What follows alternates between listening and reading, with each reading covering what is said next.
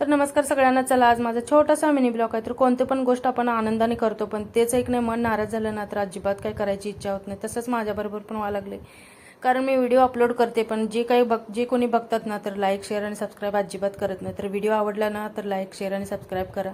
तर हा आहे एकादशीच्या दुसऱ्या दिवशीचा व्हिडिओ. बारस सोडण्यासाठी ना मी वरण, चपाती, भात, शेवयाची खीर आणि छोल्याची भाजी बनवलेली होती. सगळा स्वयंपाक करून घेतला आणि त्याच्यानंतर ना मग पावसाला काहीतरी सकाळपासून सुरुवात झालेली होती. आम्हाला जायचं होतं डी-मार्टला. म्हणलं थोडंसं थांबून मग जाऊया. मग मसाल्याचा डबा पण धुतलेला होता, तर ते पण स्वच्छ पुसून एक नाही मग त्याच्यामध्ये मसाले भरून ठेवले. दिसायला तर छान दिसतो मसाल्याचा डबा असं बघायला, पण ते 8 दिवस पण व्यवस्थित राहत नाही. सगळंच काम आवरलं, जेवण वगैरे केलं आणि त्याच्यानंतर आम्ही गेलेलो डी-मार्टमध्ये. तर भरपूर अशी गर्दी होती आज डी-मार्टमध्ये. ग्रॉसरीचं सामान वगैरे घेतलं.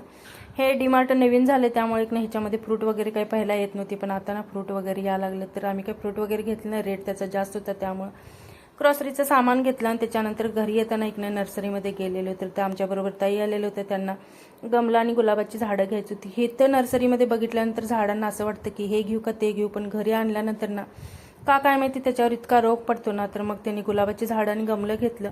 त्याच्यानंतर घरी आल्यानंतर ह्या 3 कार्टुनांचं असं काहीतरी गेम खेळायचं काम चालू होतं. संध्याकाळच्या वेळेला छोलेची दुपारची भाजी होती, मग बेसनची पोळी, चपाती केलेलं, जेवण वगैरे करून घेतलं. आणि तनिष दिवसभर अभ्यास करत नाही, संध्याकाळी झोपायच्या वेळेला ना असं काहीतरी त्याचा अभ्यास करायची नाटकं चालू होते. पण मला इतका राग येतो ना. तर कसा वाटला मिनी ब्लॉग? आवडला असेल तर चॅनलला लाईक शेअर आणि सबस्क्राईब करा.